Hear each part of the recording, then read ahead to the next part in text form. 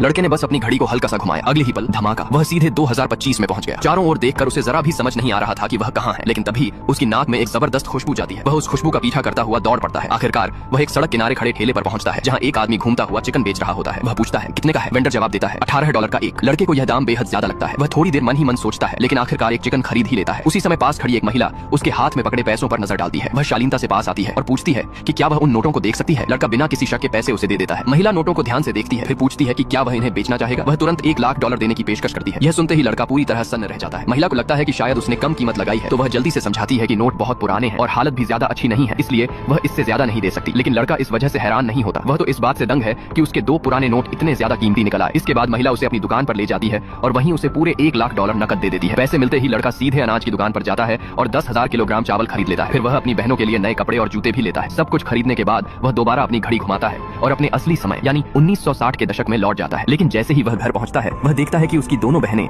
बहुत उदास बैठी हैं। वह घबराकर पूछता है कि क्या हुआ। बहनें स्कूल से नाम कटने के नोटिस दिखाती हैं और टूटे हुए स्वर में बताती हैं कि फीस भरने के लिए पैसे नहीं हैं। तभी लड़के को समझ आता है कि पढ़ाई रुक जाने की वजह से वे दुखी हैं। वह उन्हें दिलासा देता है और कहता है कि अपनी समझ और मेहनत से वह जल्द ही इतना पैसा कमा लेगा कि उनकी पढ़ाई दोबारा शुरू हो सके। इसके बाद वह गाँव के मुखिया के पास जाता है और उससे कहता है कि सभी गाँव वालों को इकट्ठा किया जाए। वह ऐलान करता है कि वह सबको चावल देगा और बदले में लोग अपने घरों की पुरानी चीजें उसे देंगे। खाने का नाम सुनते ही मुखिया पूरे गाँव में खबर फैला देता है। थोड़ी ही देर में लड़का तरह तरह की पुरानी चीजें इकट्ठा कर लेता है। फिर वह एक बार फिर अपनी घड़ी घुमाता है और 2025 में लौट जाता है। वह सीधे उसी महिला की दुकान पर जाता है और गांव से लाई हुई सारी पुरानी चीजें उसके सामने रख देता है कीमत जानने के लिए। जैसे ही महिला उन्हें देखती है, उसकी आंखें खुली की खुली रह जाती हैं। वह हैरानी से कहती है कि ये सभी चीजें बेहद दुर्लभ और बेशकीमती खजाने हैं।